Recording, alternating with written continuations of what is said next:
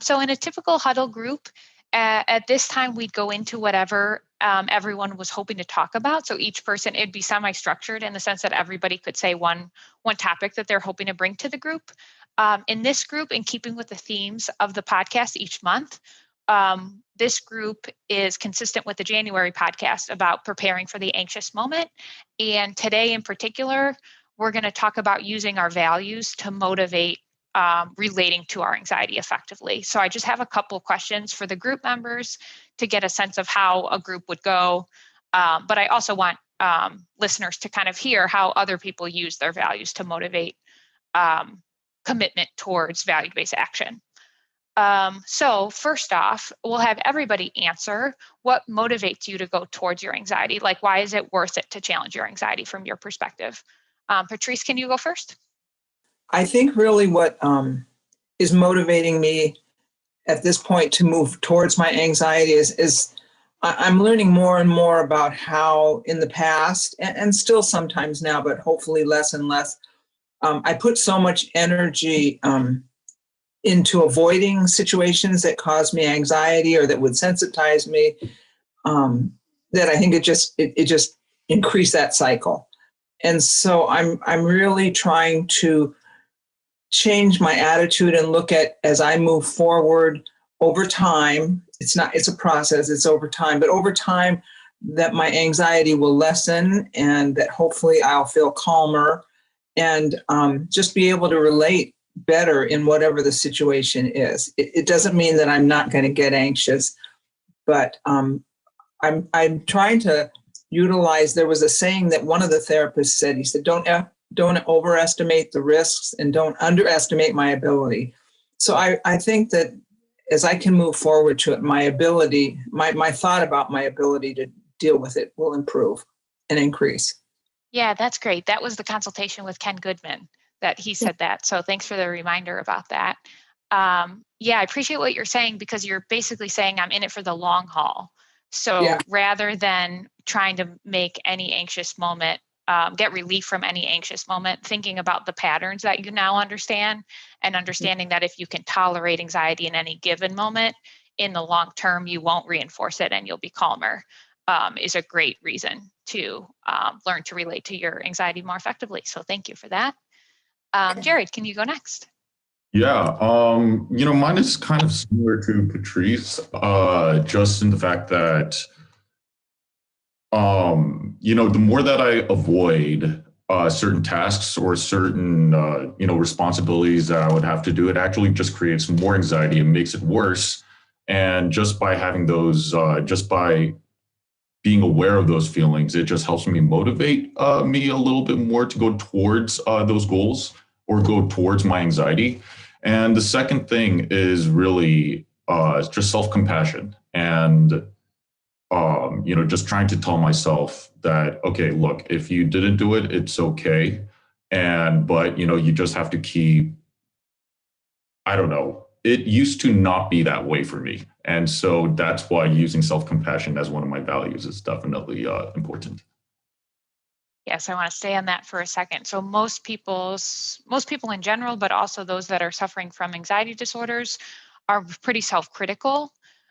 Particularly when they might be self-critical towards themselves for not living up to the standards that they want or for their anxiety getting in the way of their life, but also in the context of cognitive behavioral therapy. Also, once you learn what creates, maintains, and intensifies your anxiety, a lot of people become self-critical when they're not able to relate to it effectively because they're aware that it's making it worse over time. So how have you been able to embody self-compassion in a moment where you can tell that whatever you just did is making it worse? It's more about self-talk in my situation because before I would always tell myself like, hey, Jared, this is not the way that you're supposed to be doing.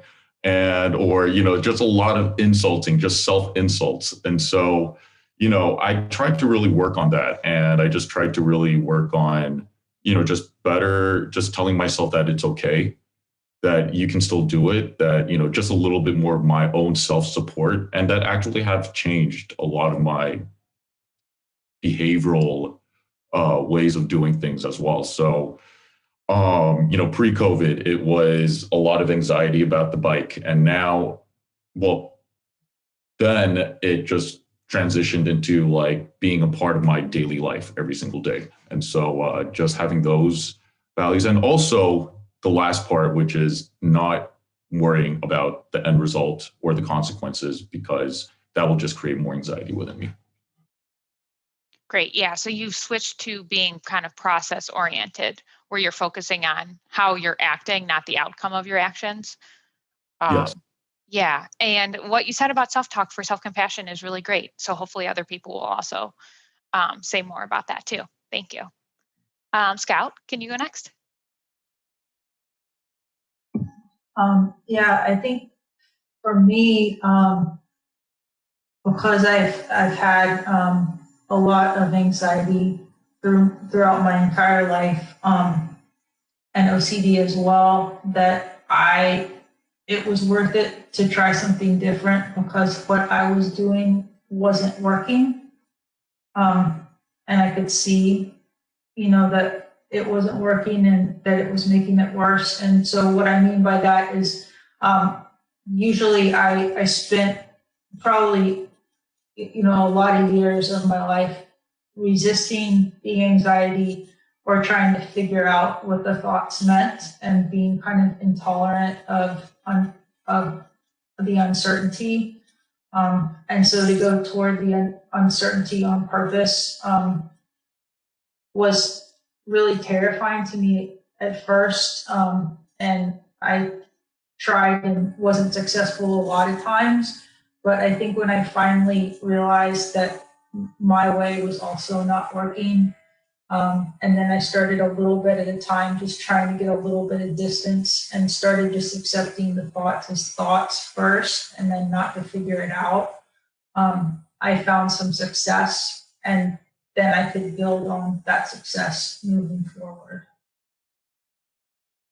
Thank you. That's also a great answer. And something that I just want to reinforce there is oftentimes when people are really anxious or really caught or fused to your OCD content, it's hard to see your thoughts as thoughts.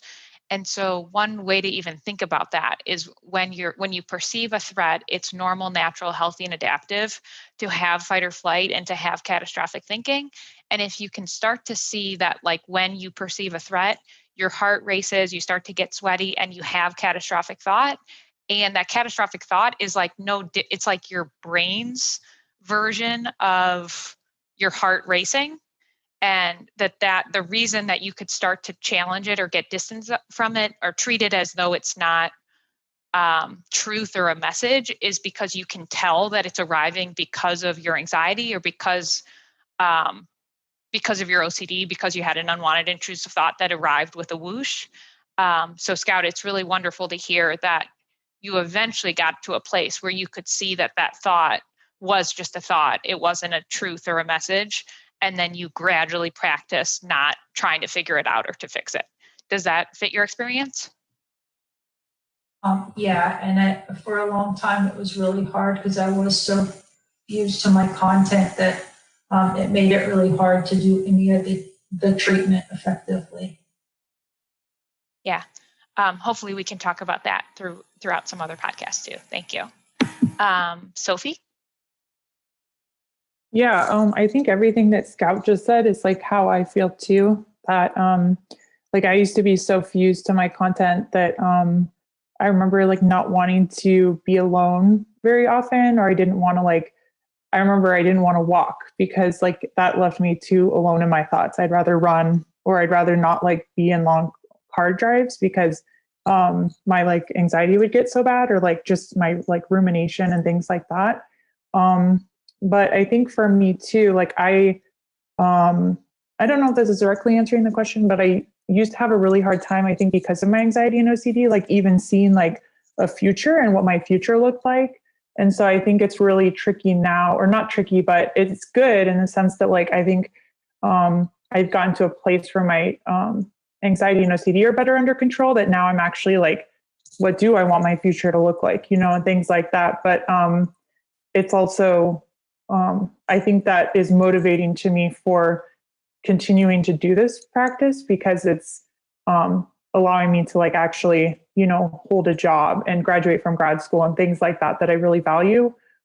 It's just kind of a weird place to be in where you're like having to make decisions for your life that you hadn't really ever gotten to the point of considering because of having such strong OCD and anxiety. Yeah, it can really make anxiety and OCD can really make it seem like you're just living moment to moment, like you're just surviving. Because you were just surviving, it was hard to see what could happen after that. Yeah, thank you for sharing that. I know that's a common experience that a lot of people have. And really, I mean, values work is important when you're really fused and you're really suffering with anxiety and OCD. At least you have to kind of value life enough to try. And you have to value not only life itself, but like kind of your own potential future and to have enough hope about your future to take a leap of faith and try this new way of acting. But you're right that you probably don't need like more specific and idiosyncratic awareness of your specific values that are informing your life decisions until actually you're in a place where your anxiety and OCD are managed well enough that you don't just feel like you're surviving all the time.